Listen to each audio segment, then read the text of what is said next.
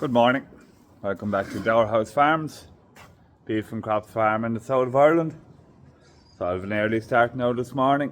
We're first load of cattle are heading off today, so it'll be interesting to see how they do. And I'm going to try it out first and feed the cattle. And there's a couple coming out of every pen, so it'll be a bit of work to get them out and get them weighed and get them ready. So we'll get at it.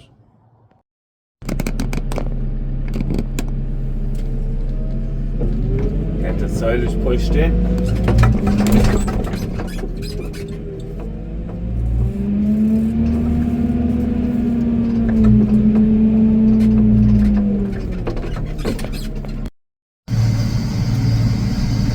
So I'm just under in with these load of cattle.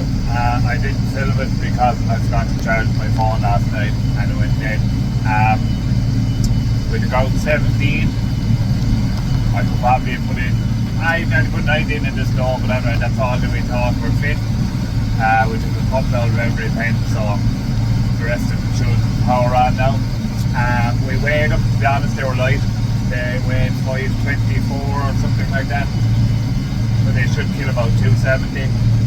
I suppose these cattle, realistically, they went out in May. They had about 2 or 3 good weeks. Then the weather got dry, they were tied grass because of drought. Then it started raining in June, and it rained all year down them, and they came in November. They went back out in February, and it rained all year down them until they came in July. So look, realistically, they were probably 50 kilos light coming in, and they're 50 kilos light going out. I didn't work out what their average gain was yet. I'd say okay, I'd imagine about 1.4, 1.5, which for us would be average at best. But look, these cattle also got, there was a bout of mycoplasma went through them last year, so they had their ailments as well. Yeah, look, I knew last July that it was going to be a long road with these cattle, and it is. Well look, this is the first load out of them. They're not going to be the heaviest load, these were just the fit ones, so these were a lot of small little fat cattle, so I expect the weights to go up from now on, which would not usually be the case, but I think it will be in this talk. So yeah, I'll have the kill sheet back there later, so we'll see how they go. Look, I expect them all to be plenty fat enough and about 270 kilos, so look, it's probably back 15 kilos on where our average would be, back about 30 kilos on where I would like our average to be. I'd like our average to be 300 kilos, and I think probably over the year it will be this year, because we've a lot of cattle, with cattle still out to come in, so they're going to be heavy by the time they get sent off.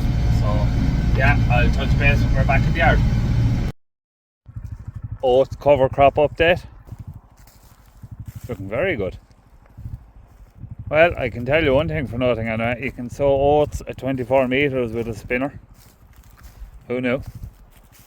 The lines are obviously, look, that's just where the legs ran, so that might have got a bit buried a bit deeper, or I don't know. It's not an exact science disking it in, but there's loads of plants there on there for a cover crop.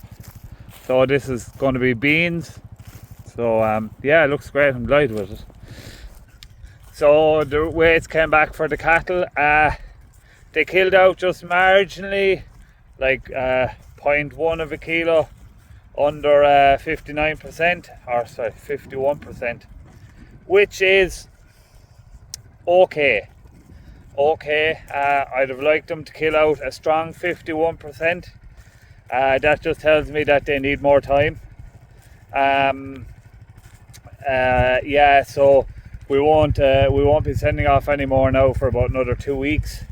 We'll give them that extra time because look, especially the price is good, so why would you just be sending off cattle that aren't 100% fit? So yeah, but look, there was a reason to doing what we did this morning. We wanted light and load in the pens, and just when you take out them fatter cattle, the lesser performing ones get a chance. So yeah, we know where we stand now, and yeah, I'm happy with them. So beet update. I haven't, not that I haven't been showing it, I haven't hardly been up here myself, and it's actually fairly close to the yard. But anyway, they tell me that beet so far is small, so let's pull up one or two and see. So yeah, like, that's my foot. It is very small. Now, a problem they were having pulling it the other day, the beet kept breaking. The ground is just so hard, so what reports I'm hearing is not of bumper yields. We've had really good yields of beet for the last 4 or 5 years. Usually of a dry year you do tend to have good beet yields, but look, maybe not this year, who knows. There's a lot of beet has a lot of growing to do yet, so I'm by far an expert from growing beet now, but Dad and a lot of people down here would have been fairly good beet growers back when the sugar factory was here, so they all tell me that beet will do a lot of growing in sort of September into October. So, but look, we're coming towards the end of September now, so maybe beet mightn't be a bumper year for it, but look, what about it? So I just moved the lads onto a new paddock. Clean outs here are really good. This is the paddock we moved them into. There's an awful lot of rust in this paddock, which is a sign of stress. And you can see the tronines, some people call them, or stem, I just call them, whatever. That's just again a sign of stress. It's just due to lack of moisture, surprisingly enough. This is sandy ground here, like gravelly ground, not sandy ground. So yeah, all this block, the next paddock over, and these ones here, there's 5 paddocks here, about 10 acres, are all for reseeding next year. So I'm toying with the idea of putting in sort of a summer cover. So we'll go up and have a look at last year's one and just explain more. So this is last year's summer cover paddock. Regular viewers will have seen this before. This paddock was really badly poached last spring, and it was destined for reseeding, so I put in the summer cover. So this paddock was really badly poached last spring. It was destined for reseeding, so I put in the summer cover with the hope of to build up fodder in case we got a drought during the summer to be grazed, and also to try and rejuvenate the paddock and maybe get an extra year out of it. So my thinking was that possibly by adding the clover, red clover, white clover, the small one is white clover, and vetch, Phacelia, all the Phacelia is gone. Is there any cereals? Yeah. So look, I basically put in a mixture of everything. My hope was that I might be able to rejuvenate the ground enough and the sward enough to get an extra year without reseeding it. I don't think that's going to be the case. Looking at it now, I don't think there's enough. I think the yield off this paddock next year won't be any good, because the red clover it doesn't suit well on intensive grazing, and that's the majority of it's what's here. So is it suitable for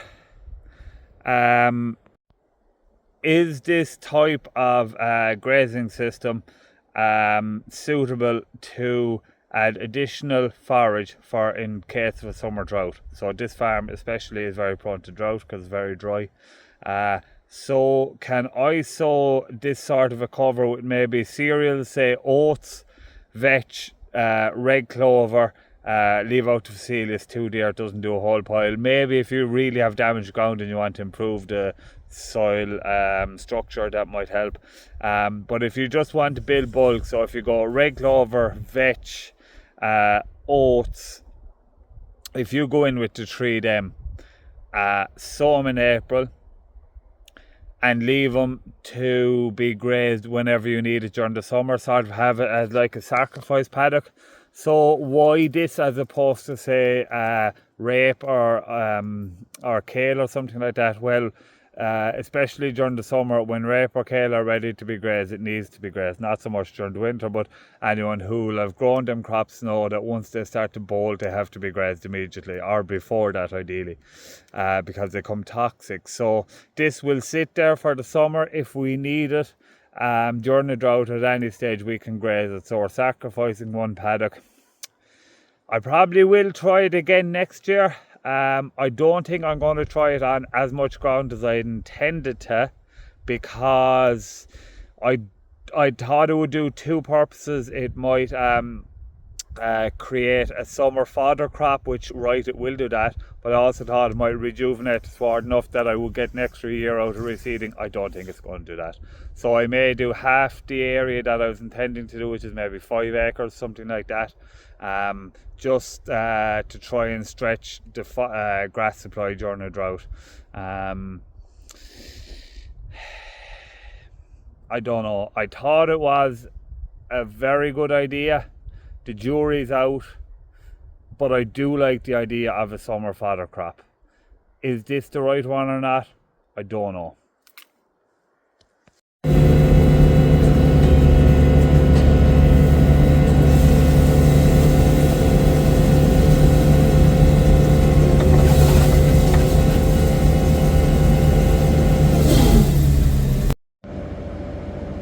I'm off sowing with my Amazon spreader again. This is just the last bit of cover crop, any bit of seed that was in the shed. There's like Facelia, vetch, cover crop mixtures. There's spring beans, link spring beans. And the mix is like sunflowers, black oats, everything. So yeah, we'll sow it anyway. We'll put it out good and heavy. It's a bit late, it's too late to be sowing cover crops now. But we'll put it out good and heavy and leave it to God. Sowing away here now. Hands free.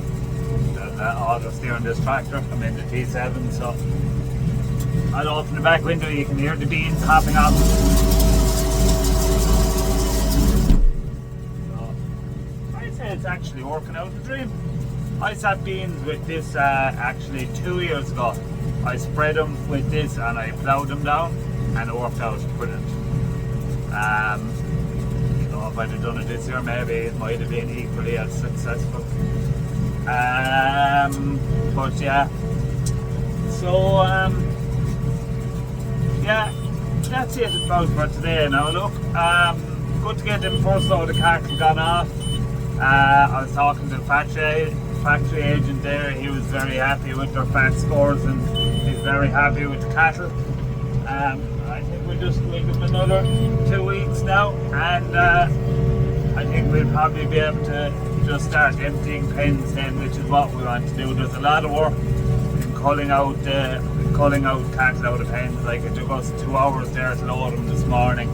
That's why I just didn't film it, because look, you must be careful when you're working around bulls, and we're under a bit of pressure for time. So, but the next time I'm loading now, I'll show you us loading them and weighing them and things.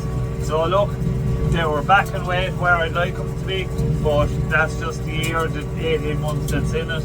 I was happy with how they did in the shed. I looked it up there. They did 1.4.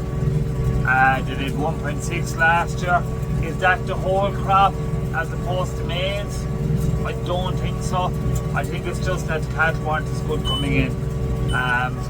My view is better cattle thrive better when they come in. Some people say, oh, you've compensated the growth things, and in certain circumstances you do, but I prefer to have my cattle good coming in and they'll thrive better. So look, unfortunately it's the result I knew I'd be getting. I was under no illusion they weren't going to be as good as last year, but I'm still happy under the circumstances. So look, I'm going to leave it there for today's video. We must get that auger welded on the dive feeder now tomorrow, so that's priority for tomorrow. Dad's going to do some spraying and Fong is going to draw on straw, so busy there tomorrow. Please like and subscribe, and we'll see you again tomorrow for more Door House Farms.